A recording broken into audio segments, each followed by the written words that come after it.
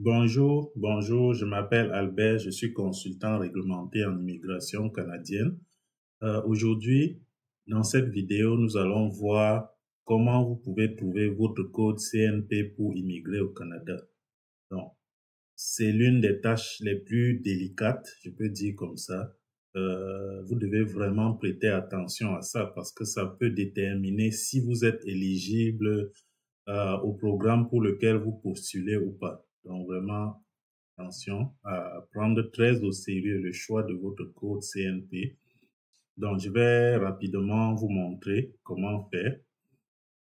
Avant de commencer, merci de vous abonner à la chaîne pour être averti des prochaines vidéos et aussi pour soutenir la chaîne afin que nous puissions continuer à vous fournir des vidéos comme ça pour vous aider dans votre parcours d'immigration. Voilà. Donc, l'objectif de cette vidéo, c'est comprendre la CNP. La CNP qui veut dire Classification nationale des professions du Canada. Et puis choisir le bon code. Voilà. Donc, le public cible, je suppose que vous faites partie de ce public, est composé des demandeurs d'immigration au Canada. Voilà.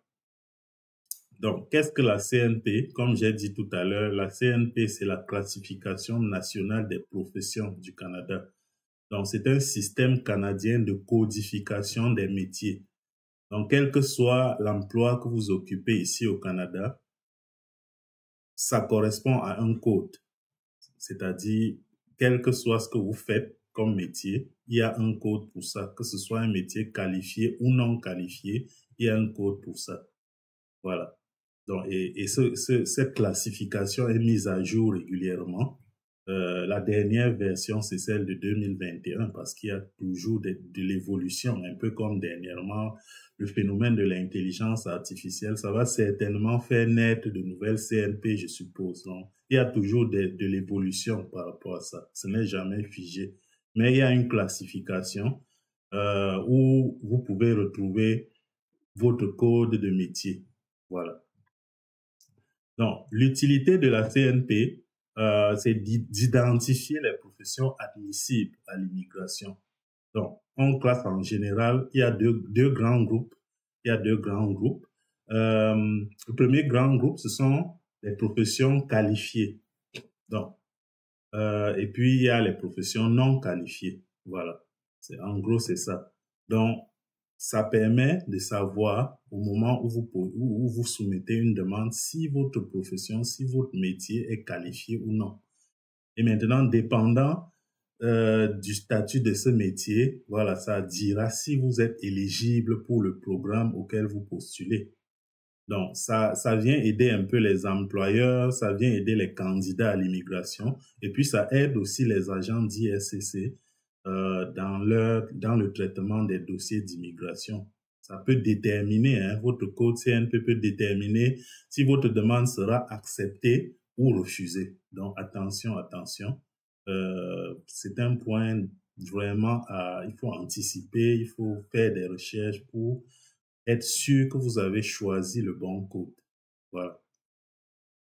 Donc, la CNP, la Classification nationale des professions, a une structure de 5 chiffres, c'est-à-dire votre code de métier, par exemple, a 5 chiffres. Et chaque chiffre a un rôle bien précis que nous allons voir d'ici peu. Et puis, ça remplace l'ancien système que vous connaissez certainement, c'est le système 0AB. Avant, les métiers qualifiés étaient classés selon un système 0AB. Donc 0 pour les postes de gestion, puis A pour les postes demandant, par exemple, une formation postsecondaire supérieure, et puis le B pour les diplômes nécessitant un diplôme collégial, un apprentissage, et puis voilà, mais qualifié quand même. Donc, dans le nouveau système qu'on appelle FAIR en français ou TER en anglais, donc FAIR, ça veut dire formation, études, expérience, responsabilité. Donc, ça donne un nouveau ton, un peu. Et puis, on a des niveaux de 1 à 5. Donc, je vais vous montrer rapidement comment ça se présente. Donc, là, vous voyez, on a le niveau 0, c'est de 0 à 5. Donc, le 0, fait 0, ce sont les postes de gestion. Le 1, poste de gestion pour le 0, par exemple, des responsables de publicité, des directeurs financiers, ainsi de suite, comme vous voyez.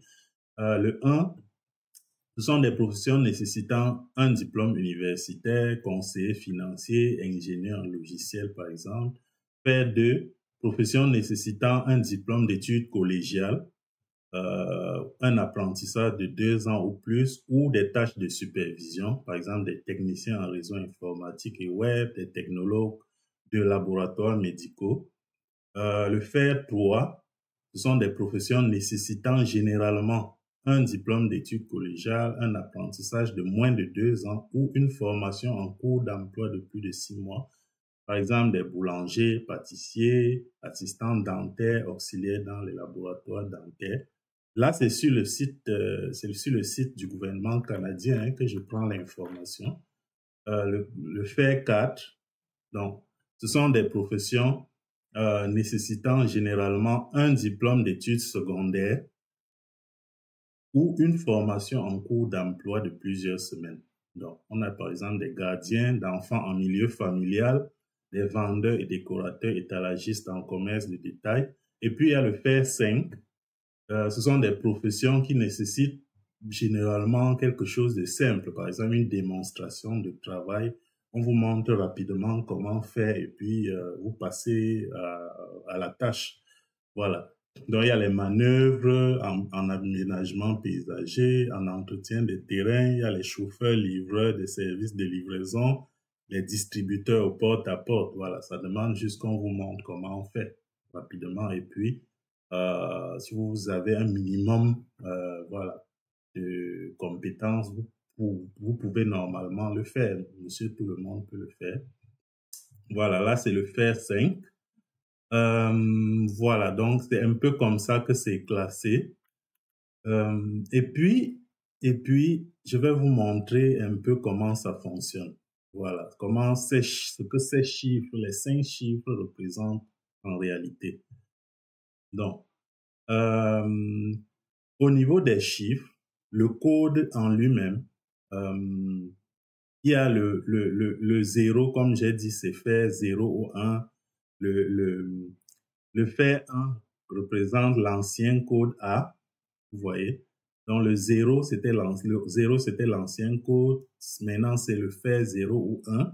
Le A, maintenant, c'est le fait 1. Le B, c'est le fait 2 ou 3. Le C, c'est le faire 4 et puis le D, c'est le faire 5. Donc, ça allait de 0 à D. Mais les emplois qualifiés, c'était le 0, le A et le B. Donc, le C et le D n'étaient pas qualifiés, qui correspondent actuellement au faire 4 et 5. Voilà.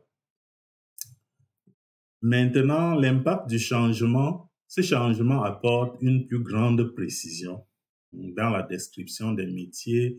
Et puis, on a révisé les professions admissibles. Certaines qui n'étaient pas admissibles avant sont devenues admissibles et d'autres, contrairement, étant admissibles avant, ne sont plus admissibles. Donc, c'est vraiment une grande révision qui a été faite.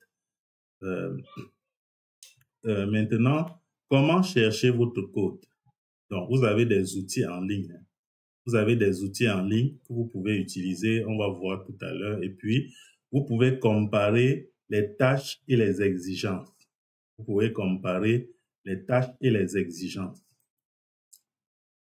Alors, sur le site officiel, vous avez déjà le premier lien. Nous sommes dessus. Donc là, c'est la page « Trouver la classification nationale des professions » ou « Trouver la CNP ». Donc, quand vous êtes sur cette page, vous avez ce qu'on a vu tout à l'heure, voilà, les types de professions. Et puis, plus bas, vous avez un endroit où vous pouvez rechercher votre code ou alors votre métier. Voilà un peu comment ça fonctionne. Donc, vous tapez le mot-clé ici, par exemple. Prenons l'exemple d'un comptable. Voilà. Donc, vous voyez, vérificateur, vérificatrice, comptable, voilà ce que ça nous donne. Maintenant, si on tape infirmière, par exemple, vous voyez, ça donne plusieurs métiers possibles et c'est à vous de déterminer lequel correspond réellement à votre code. Donc, c'est ça. Donc, vous allez juste regarder le lien là, le lien vers le site officiel de IRCC pour arriver à cette page. Et donc, vous pourrez rechercher votre code. Donc, vous pouvez rechercher simplement en tapant votre métier. Il y a aussi un autre site pour être plus précis parce que ça ne suffit pas de taper le nom du métier. Parfois, vous pouvez choisir le mauvais code si vous vous arrêtez à ça. Ça, c'est la première étape du travail. Dès que vous avez tous ces codes, vous devez maintenant voir le contenu, voir le détail des tâches, parce que c'est ça le plus important. Parfois, vous avez un titre, mais les tâches ne correspondent pas réellement, ou alors vous faites une toute petite partie des tâches qui sont exigées ici au Canada pour ce titre, pour ce poste-là. Vous voyez. Donc, c'est pour ça qu'il faut aller regarder de près pour voir si vraiment, en choisissant ce code, vous remplissez l'essentiel des tâches, l'essentiel des tâches que vous devriez effectuer pour ce poste-là. Voilà. Donc, on va aller sur le site de la classification nationale des professions même. Donc, c'est là où vous allez affiner votre recherche. C'est là où vous allez affiner votre recherche. Donc, voici le lien. Pour ceux qui veulent le lien, donc vous allez sur ce lien et puis là-bas, vous pouvez non seulement faire la recherche sur votre code ou sur votre métier, mais vous aurez tous les détails.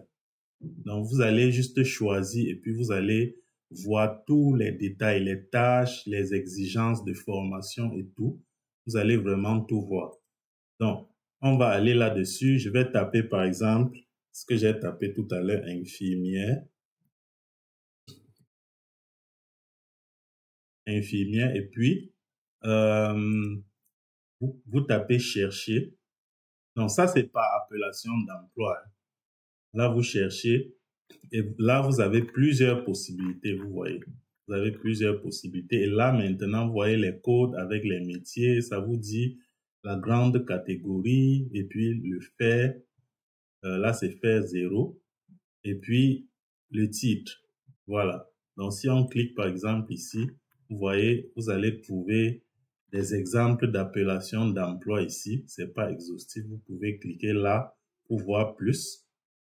Donc, plus bas, vous voyez les fonctions principales. Donc, ça, c'est ce que vous devez effectuer. Ou alors, ce que vous devriez effectuer dans votre poste actuel ou alors dans le poste que vous avez occupé pour pouvoir prétendre que c'est votre code CNP. Donc, vous devez pouvoir effectuer l'essentiel de ces, l'essentiel de cette tâche-là. Voilà. Donc, on dit bien, ce groupe exerce une partie ou l'ensemble des fonctions suivantes. Parmi ces tâches, il y en a qui sont vraiment non négociables, c'est-à-dire vous devez effectuer au moins cela. Et puis d'autres sont un peu plus facultatifs, mais ça, c'est à l'agent d'IRCC de déterminer si c'est acceptable ou pas. Seul l'agent qui traite votre demande peut déterminer. Mais vous devez quand même avoir effectué une bonne partie. Sinon, l'intégralité. Mais ça ne veut pas dire aussi que vous devez venir copier, parce que si vous copiez, c'est un motif de refus. Ça va popper que vous avez copié le site de la CNP. Donc, vous devez vraiment dire ce que vous faisiez, pas copier ce qui est là sur le site. Et puis, juste plus bas, vous avez les conditions d'accès à la profession. Donc, ça vous dit, pour ce code-là, pour ce métier, voilà la formation que vous devriez avoir. Donc, vous ne pouvez pas utiliser ce titre, même si vous avez ce titre dans votre pays, avec un diplôme inférieur à ce qui est ici. Et quand on dit que c'est exigé, là, ça veut dire que ce n'est pas votre code CNP. Donc, ça doit vraiment, c'est un autre critère pour que l'emploi, pour que le code soit valide. Vous devez répondre aux exigences de formation, aux conditions d'accès à la profession.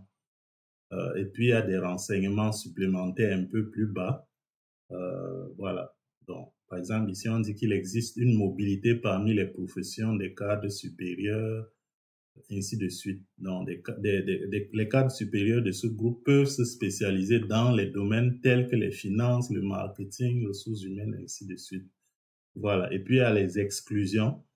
Donc, si vous vous reconnaissez dans l'une de ces professions au bas de la page, ça veut dire que c'est pas ce code sur cette page que vous devriez utiliser.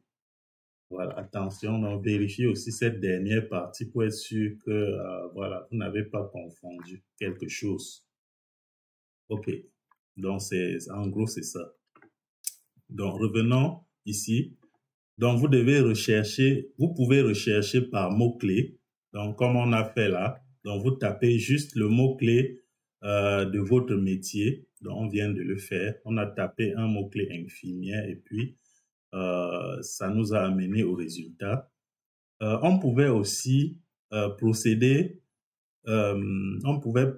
aussi par secteur. Donc, vous avez l'arborescence là, vous pouvez utiliser la hiérarchie de la structure des emplois là. Donc, vous déroulez juste, par exemple, pour les postes 0, vous voyez, il y a les sous-groupes là, affaires, finances, administration, ainsi de suite. Donc, vous devez pouvoir, voilà. Donc, on a le premier chiffre qui est 0. Maintenant, le deuxième chiffre, vous devez choisir de 1 à 9. Il y a les 0, 0 aussi, hein. Mais vous pouvez choisir de 1 à 9. Ainsi de suite. Donc, si je déroule le 1, vous aurez encore une série de chiffres. Il y a le 1, 0, 1, 1, 1, 2, 1, 3, ainsi de suite.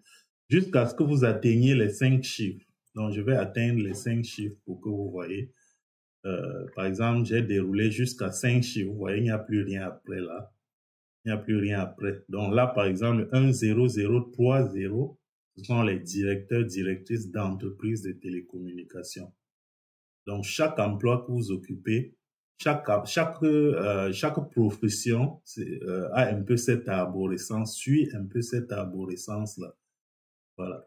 Donc, vous pouvez procéder de cette façon-là, utiliser l'arborescence du site de la CNP et explorer les catégories. Voilà. Vous pouvez aussi voir le titre de la profession. Donc, pour comprendre la fiche du code, vous pouvez voir le titre, voir la description des tâches comme on a vu, et puis les exigences scolaires et puis d'expérience. Voilà. Parce qu'il y a aussi des codes qui nécessitent d'avoir une expérience antérieure et puis d'avoir peut-être progressé, d'avoir une promotion. Ça veut dire si vous avez été parachuté après vos études à ce poste alors qu'il fallait occuper un poste inférieur avant d'y accéder, ça peut poser problème. Donc, faites aussi attention par rapport à ça. Dans la partie expérience, lisez bien les détails, les exigences du code que vous êtes en train d'envisager pour être sûr que vous cochez toutes les cases. Voilà. Donc, on a un exemple, par exemple, infirmière autorisée, 31 301, faire 1, diplôme universitaire requis. Voilà, donc pour être infirmière au Canada, vous avez besoin d'un diplôme universitaire. On a un autre exemple, plombier, CNP 72 300, c'est un faire 3. Donc, on a une formation technique obligatoire. On a aussi un autre métier, développeur web. La CNP, c'est 21 234, faire 1. Donc, vous devez avoir des connaissances en programmation. Et je pense aussi qu'une formation est nécessaire. On va juste vérifier ça. Il y a aussi beaucoup de personnes qui le font. Donc, je vais aller là. Développeur, développeuse, programmeur, programmeuse. Et puis, on va chercher. On va regarder le contenu, hein. Conditions d'accès à la profession, un diplôme de premier cycle, ça veut dire un baccalauréat ici au Canada, ou une licence si vous êtes en France ou en Afrique. Donc, un diplôme de premier cycle, habituellement en informatique, programmation, développement web, génie logiciel ou un diplôme d'études collégiales en informatique est habituellement exigé. Une expérience en tant que programmeur est habituellement exigée. Voilà. Donc, vous devez avoir des connaissances en programmation. Ça, c'est clair. Et la formation, plus elle est élevée, plus vous savez que ça rend votre profil attractif. Donc, c'est pas le sujet de la vidéo, mais c'est toujours bien de le préciser. Ok, donc on va revenir ici. On a un autre exemple, cuisinier, CNP 63-200, faire 3. On a une expérience de travail qui est exigée. Voilà. Et puis ensuite, on va voir les étapes pour valider le bon code. Comme on a dit, vous devez lister d'abord, commencer par ce que vous faites. Donc, listez vos tâches dans les moindres détails. Qu'est-ce que vous faites au jour le jour? Voilà, jusqu'au moindre détail. Consultez votre contrat de travail, la description interne de vos tâches, les notes de service, et puis si vous n'occupez plus cet emploi, peut-être votre certificat de travail peut avoir certains détails. Mais aussi, vous devez, au quotidien, parfois, vous faites des tâches qui ne sont pas écrites, des tâches non écrites. Donc, vous devez lister toutes ces tâches-là. De toute façon, votre employeur doit signer la lettre. Et avant de la signer, il vérifie si vous faisiez effectivement ce qui a été écrit. Donc, vous devez vraiment lister dans les moindres détails ce que vous faisiez. Et ce sera à votre employeur de certifier qu'effectivement vous le faisiez. Donc, quand vous avez listé ces tâches-là, vous comparez avec la fiche de la CNP en procédant comme je viens de le montrer. Vous procédez à une comparaison. Donc, et puis, vous regardez les titres d'emploi associés aussi pour voir s'il y a des alternatives plus précises. Voilà, c'est un peu ça. Parce que plus c'est précis, mieux c'est. Donc, il vaut mieux que ça soit précis. Et puis, les critères de correspondance, au moins 80% des tâches, doivent correspondre. Donc, vraiment, visez le plus de tâches possibles qui correspondent. Vraiment, au-dessus de 80%, c'est bon signe. Et puis, les tâches priment sur le titre du poste. Donc, si on dit que vous êtes comptable, mais en réalité, vous ne faites pas de la comptabilité au quotidien, ça ne vaut rien du tout. Si vous choisissez ce code, ça va vous valoir un refus, ça c'est sûr. Donc, faites attention, lisez le contenu du poste. Quelles sont les tâches? Est-ce que vous faisiez cette tâche-là? Ne regardez pas seulement le titre, parce que le titre parfois peut tromper. Hein. Le titre peut tromper. Donc, regardez vraiment le détail des tâches et puis les exigences, les conditions d'accès à la profession, comme j'ai dit. Donc, voilà. Donc, c'est cette partie-ci. Si on revient ici, fonction principale, vous devez lire tout ça et vous assurer, comparer avec ce que vous faisiez au quotidien, la liste de vos tâches au quotidien, et puis regardez les conditions, si vous remplissez ces conditions d'accès à la profession. Si vous cochez toutes ces cases, alors dans ce cas, c'est bon. Vous pouvez retenir le code CNP. Voilà, donc c'est ça. C'est un peu ça. Ensuite,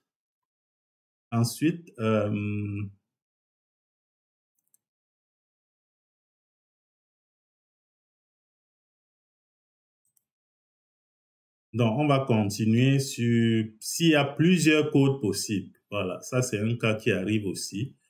S'il y a plusieurs codes possibles, vous devez choisir celui qui reflète le mieux vos tâches. Voilà. Donc, choisis toujours le code qui reflète le mieux vos tâches. Et puis, vérifiez toujours les exigences, les tâches, le détail des tâches, les conditions d'accès à la profession avant de faire votre choix. Les erreurs fréquentes que les gens commettent souvent et que vous pourriez commettre si vous ne faites pas attention, c'est de choisir, par exemple, un code pour contourner les règles. Ça ne marche pas. Tout est précis. Donc, si vous choisissez un code au pif, au hasard, ça ne marchera pas. Vous risquez un refus. Donc, choisissez un code vraiment en ayant fait ce travail minutieux de comparaison pour vous assurer que tout concorde. Ne copiez pas non plus les tâches sur le site officiel. Ne copiez pas les tâches sur le site officiel. Vraiment, faites l'effort de rédiger d'abord, avant même d'aller sur le site officiel, de rédiger dans les moindres détails la liste de ce que vous faisiez. Donc, faites-le avant d'aller faire la comparaison pour éviter la tentation de faire le copier des tâches sur le site officiel de IRCC ou de la CNP. Voilà. Ça peut entraîner un refus. Et ça entraîne des refus si vous copiez les tâches sur le site officiel. Donc, attention, attention. Voilà. Donc, l'impact d'un mauvais code CNP, évidemment, c'est le refus de votre demande. Et vous savez, les frais de traitement ne sont pas remboursables. Donc, quand votre demande est refusée, c'est beaucoup de temps et d'énergie que vous avez perdu et puis de l'argent aussi. D'où la nécessité de prendre un bon départ en rédigeant vos tâches et puis en faisant la comparaison. Voilà. Donc, vraiment, le faire toujours. Voilà. Donc, un gestionnaire de projet IT, par exemple, vous voyez, s'il hésite entre deux codes, le 10029 et le 21311, ça, c'est un exemple, par exemple. Il doit lire les descriptions et responsabilités, les conditions d'accès à la profession pour être sûr que un code ou l'autre est le bon. Vraiment. Donc, il doit lire. Un technicien, une technicienne en pharmacie, le code 32124, il y a des exigences. Donc, un permis provincial, par exemple, il faut aller vérifier tout ça, si tout concorde, si vraiment la personne répond à ces exigences. Il y a, par exemple, des cas où c'est pas très bien clair. Par exemple, vendeur technique, 6400, 6200.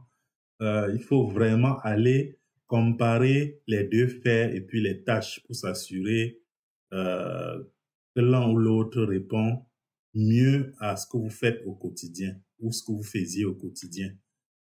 Assistant juridique 13111 pour regarder les tâches administratives ou juridiques, lesquelles dominent.